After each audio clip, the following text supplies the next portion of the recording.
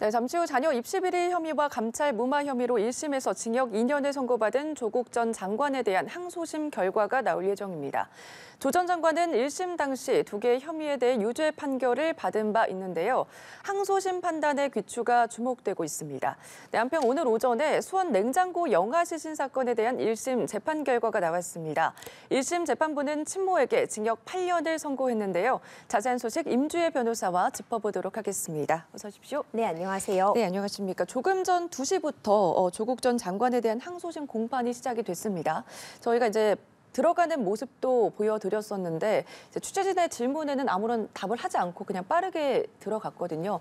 우선은 2심이 어떻게 나올지 그 결과에 대해서 귀추가 모아지고 있는 상황인데 1심 판단 먼저 좀 짚어볼까요? 네, 1심에서 결국 징역 2년의 실형을 선고받았습니다. 네. 당시 법정 구속이 되지는 않았었는데요. 실형이 선고되었지만 당시에 정경심 전 동양대 교수가 지금 구속 수감되어 있는 상태였기 때문에 지금 부부가 함께 이렇게 수감을 시키는 것은 조금 이례적이라고 볼 수 있거든요. 네. 그런 사정을 감안했다는 점, 이제 그 외에도 방어권 보장 측면에서 아직 확정이 된 것은 아니기 때문에 당시에는 구속을 피했던 상태였습니다. 하지만 1심 재판부는 2년, 징역 2년의 실형을 선고했었는데 그때 문제됐던 쟁점을 살펴보자면 크게 일단 유죄가 인정된 혐의는 두 가지로 볼 수 있는데요. 네. 하나는 아버지로서의 조국 전 장관, 그리고 그 다음은 민정수석으로서의 조국 전 장관과 괴를 같이 한다고 볼 수 있습니다. 예. 먼저 자녀 입시 비리에 관한 지점에서는 이제 아들과 딸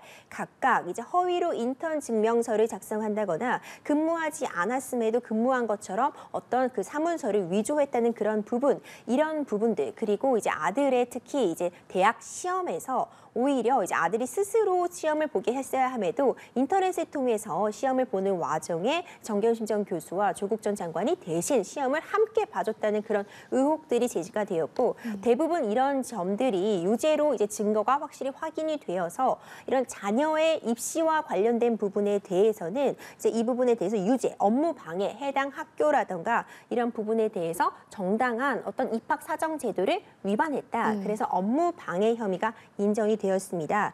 그리고 그 다음으로 확인할 수 있는 게 이제 조민 씨가 부산대 의대 의전원을 다니면서 장학금을 수수한 부분이 있었는데 네. 이 부분과 관련해서 사실 성적이 제대로 나오지 않았다. 1점대, 4.5점 만점에 유급도 두 차례나 있었고 1점대의 성적을 기록한 적도 있었기 때문에 장학금을 받은 것이 적절하지 않음에도 장학금을 받은 부분이 조국 전 장관을 보고 뇌물이 아닌가라는 지점에 대해서 뇌물은 무죄를 받았지만 청탁금지법 위반이 유죄로 판단이 되었고요. 그리고 마지막으로는 민정수석으로서 유재수 당시 감찰 무마 의혹과 관련해서 제대로 이거를 금융감독원에 금융위에 통보하지 않았고 네. 이와 관련해서 제대로 감찰이나 처벌이 이루어지지 못하게 어떤 권리 행사를 방해했다. 직권 남용죄가 유죄로 인정되어서 최종적으로는 실형 2년이 선고가 되었었죠. 네, 조금 더 구체적으로 짚어보도록 하겠습니다. 우선 아버지로서, 민정수석으로서 이렇게 나눠서 좀 말씀을 해주셨는데 1심 결과 내용을 조금 비춰봤을 때 쟁점이 크게 세 가지로 나뉘거든요. 지금 말씀해 주신 것처럼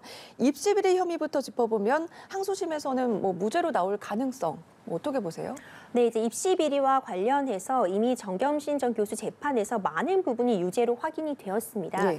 그리고 우리가 앞서 살펴본 것처럼 아들과 딸 모든 부분에 대해서 사실 로스쿨과 각각 의전원에 들어가는 과정에서 서류의 위조 부분이라든가 제대로 인턴을 하지 않았음에도 인턴을 했다고 작성을 한 부분에 대해서 많은 부분 사실 집증이 이미 되었다고 평가를 받고 있거든요. 그러니까 예를 들어서 인턴을 했다고 하는데 그 인턴을 하는 장소에 그래서 어떻게 갔는지에 대해서도 진술을 못하고 있다던가 네. 아니면 확실히 그 기관에서 어떤 인턴 증명서를 발급해줬다고 하는데 그 발급해줬던 사람이 누구인지 확인이 안 된다거나 내지는 그 기관에 근무하고 있는 사람이 나는 이렇게 발급해준 적이 없다거나 당시에 고등학생 인턴은 받은 기억이 없다. 이런 식으로 얘기를 하면서 네. 사실상 입시 비리에 대해서는 많은 부분 이미 증거가 확인이 된 상태라는 점이 지금 여러 평론가들이나 이제 법조계에서도 보는 시각인 것 같고요. 네. 다만 이 과정에서 조국 전 장관이 이 과정을 알았느냐는 다른 문제거든요. 이런 혐의점들이 인정이 된다고 해도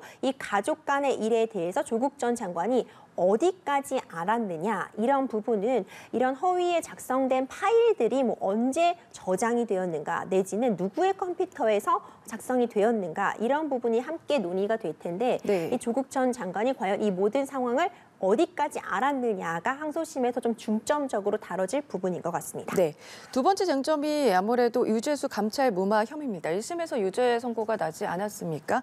아무래도 이 혐의가 조 전 장관의 형량에 큰 영향을 미쳤다고 해도 과언이 아닐 것 같은데 뭐 어떻게 예상해 볼 수 있을까요? 네, 그렇습니다. 1심 당시에도 재판부에서 이 감찰을 무마했다는 이 지점에 대해서 민정수석으로서 굉장히 죄질이 좋지 못하다고 평가한 부분이었고요. 징역 2년이라는 형량의 사실 대부분은 이 직권남용 부분이 차지한다고 보이는 상황이었습니다. 그러니까 결국 보자면은 민정수석이라는 자리에 있으면서 유재수에 대한 어떤 비리가 충분히 접수가 되었고 민정수석실 내부에서도 이에 대해서 감찰 조사가 이루어졌고 실제로 유재수의 어떤 휴대폰을 포렌식한 경우가 다수의 골프를 접대받았다거나 차량을 무단으로 이용했다거나 하는 혐의들이 충분히 확인이 되었고 입증이 되었고 그에 따른 진술도 확보가 되었음에도 그렇다면은 당시 유재수가 근무하고 있던 금융위원회에 이를 정당하게 통보를 하고 금융위가 어떤 조치를 취하던가 인사상의 불이익이라던가 추가적으로 형사 고소를 할 수 있도록 했어야 되는데 애매하게 다른 사람에게 떠넘긴다거나 아니면 이 부분을 적당히 뭐 일부는 문제가 있는 것 같으니 인사에 참고하라는 좀 모호한 발언을 해서요. 결국 이거와 긴밀하게 담당하고 있었던 실무자라고 할 수 있는 백원우 비서관은 이제 조국이 시키는 대로 했다 이렇게 진술을 하고 있는 와중이었기 때문에 이와 관련해서 결국 유재수는 점점 더 승진을 하기도 했고요. 네. 사실상 어떤 제약이 없이 활동을 했기 때문에 이 부분은 비위가 완전히 확인이 됐음에도 민정수석이었던 당시 조국 전 장관이 이 부분을 무마해 준 것이 아니냐라는 혐의를 받았고요. 이와 관련해서 1심 재판부는 금융위에 통보했다고 하는데 그 통보 받았다는 사람이 없으며 그 통보 내용도 적절하지 못했다. 그리고 통보를 했다면 당연히 어떤 제재가 따랐어야 되는데 뭐 대기 발령 정도 구체적인 제재가 뒤따르지 못했다는 점을 근거로 해서 직권 남용 혐의를 인정했습니다. 네, 1심에서 증거인멸 교사는 무죄 판결이 나왔습니다. 2심에서 만약에 이게 유죄 판결이 나오게 된다면 형량은 더 늘어날 수도 있다 이렇게 봐야 할까요? 그렇습니다. 이제 뭐 PC에 대해서 어떤 은닉한 혐의에 대해서는 조국 전 장관이 이 부분을 함께 알 수 없었다고 보았거든요. 네. 그러니까 또 증거 은닉 혐의에 대해서 앞서 입시 비리도 마찬가지지만 이 가족 간들의 일에 대해서 내가 어느 정도 개입하였는가가 쟁점이 되고 있는 것인데 조국 전 장관은 이 부분에 대해서 내가 관여한 바 없으며 알지 못했다라는 취지로 지금 주장을 하고 있거든요. 이 부분 증거 인멸 혐의에 대해서는 1심에서 무죄가 나왔었습니다. 그렇기 때문에 만약 2심에서 이 부분의 결론이 달라지게 된다면 형량이 증가할 가능성은 충분히 있지만요. 일단 2심 판단을 좀 기다려볼 필요가 있을 것 같습니다. 알겠습니다. 1심에서 어쨌든 실형을 선고받았지만 법정 구속은 되지 않았습니다. 그 당시에 재판부에서는 도주할 우려가 없다. 그리고 정정 교수가 수감 중이었기 때문에 법정 구속을 하지 않았다라는 이제 얘기도 있었고 하지만 이제 9월에 가석방되지 않았습니까? 그렇죠. 2심 항소심에서는 어떤 결과가 나올 거라고 예상하십니까? 그렇습니다. 이 정경심 전 교수가 가석방된 상태고요. 당시 1심에서는 일단 징역형이 선고가 되었지만 네. 이제 부부 중에서 일방이 이미 구속 수감되어 있는 상태라는 점 그리고 조국 전 장관의 경우에는 이제 많은 분들에게 알려진 사람이기 때문에 도주의 우려나 추가적으로 이미 많은 증거가 확보가 되었기 때문에 증거인멸의 우려가 없다고 보았습니다. 그렇기 때문에 일단 실형 구속이 되지 않았는데 이제 남은 것은 항소심과 대법원이잖아요. 그런데 이번에는 이제 구속 가능성도 있는 것이 정경심 교수가 이미 가석방된 상태이고 사실 대법원 확정 판결까지 기다렸다가 구속 수감되는 것은 그렇게 흔한 경우는 또 아니거든요. 그래서 이번에 구속이 될지 여부도 좀 지켜볼 필요성이 있을 것 같습니다. 알겠습니다. 조국 전 장관 지금 항소심 진행 중인 걸로 나오고 있는데 저희가 관련 내용은 또 들어오는 대로 속보로 전해드리도록 하겠습니다.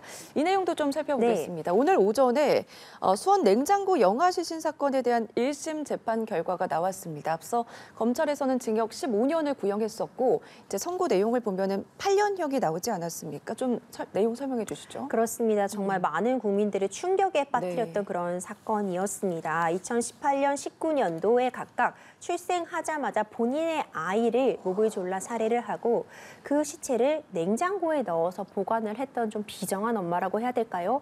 이 재판이 진행이 됐는데요. 오늘 1심에서 징역 8년이 선고가 되었습니다. 네. 애초에 이 사건은요, 영아 살해죄가 적용될 것이냐, 이제 살인죄가 적용될 것이냐부터가 좀 논란이 되었는데, 왜냐하면 당시 영아 살해죄의 경우에는 기본적으로 형량이 10년 이하의 징역입니다.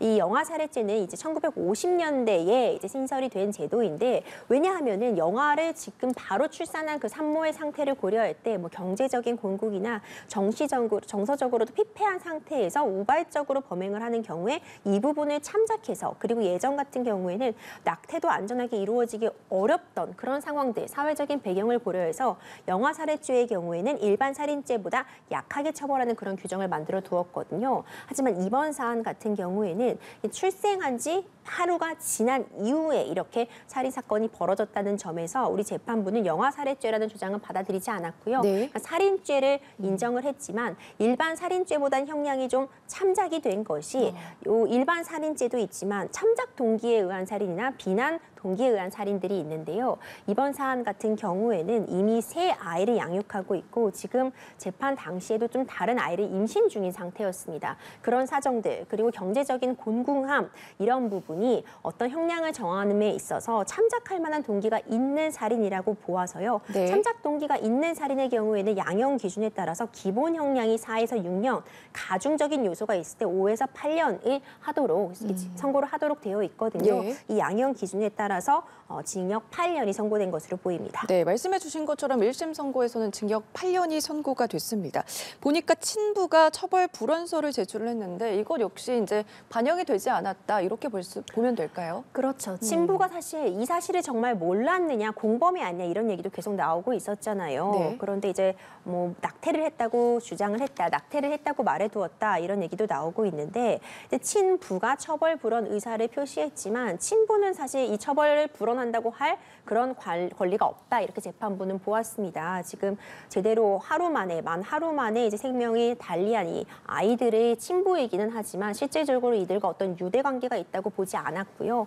그렇기 때문에 친부가 처벌 불원 의산서를 냈긴 했지만 이 부분이 어떤 피해자의 의사를 대리한다고 볼 여지가 없기 때문에 이 부분을 참작한 양형은 아니다, 이렇게 재판부에서 밝혔습니다. 네, 최근에 이제 영아 유기 사망 사례가 잇따르자 영아 살해 시의 최대 사형을 선고하는 개정안이 통과되지 않았습니까? 앞으로 곧 시행도 되는데 그 법에 좀 비춰봤을 때 이번에 나온 선고는 이것에 비해서 형량이 너무 적은 것 아니냐, 이런 얘기도 있더라고요. 그렇습니다. 그런 지점이 분명히 일리가 있는 지적인 것 같습니다. 이 징역 8년, 사실 중형이 선고되었다고도 볼 수 있지만 갓 태어난 아이 2명이 살인이 네. 된 그런 끔찍한 사건이었고요.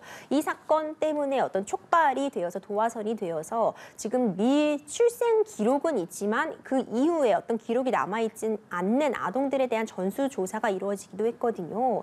사실상 우리가 아이들은 어떤 어른들의 소유물이 절대 아닙니다. 아이는 출생과 동시에 그 자체로서 인격을 가지고 있는 것인데, 부모라는 지위에 있다고 해서 때로는 이 아이가 아직 말도 못하고 나의 도움을 전적으로 필요로 한다고 해서 내가 그 아이의 생명을 빼앗는다거나 함부로 권리를 침해할 수는 절대 없는 것이거든요. 예. 그렇기 때문에 이번 사안의 같은 경우에도 사실상 재판부로서도 지금 새 아이의 양육이 당장 필요한 상황이었고요. 그리고 임신 중이란 사정들을 감안할 수밖에 없을 것 같습니다. 네. 그래서 또 재판부가 이례적으로 본인의 몸도 스스로를 잘 돌보라, 그렇게 당부를 남기기도 했거든요. 이런 사정들이 참작이 되어서 이제 징역 8년이 선고되었지만 앞으로 중요한 것은 이런 끔찍한 사건이 재발되지 않는 것이잖아요. 그를 위해서는 지금 법 개정이 된 것처럼 이제 영아 살해라고 해서 달리 볼 것이 아니라 일반 살인죄로 의율하되, 이런 부분에 대해서 아이를 함께 키울 수 있는 사회 안정망도 필요할 것이고, 그와 더불어서 제대로 된 처벌이 있어야 이런 끔찍한 비극 막을 수 있을 것 같습니다. 알겠습니다. 오늘 말씀 여기까지 들어보겠습니다. 지금까지 임주혜 변호사와 함께했습니다. 고맙습니다. 감사합니다.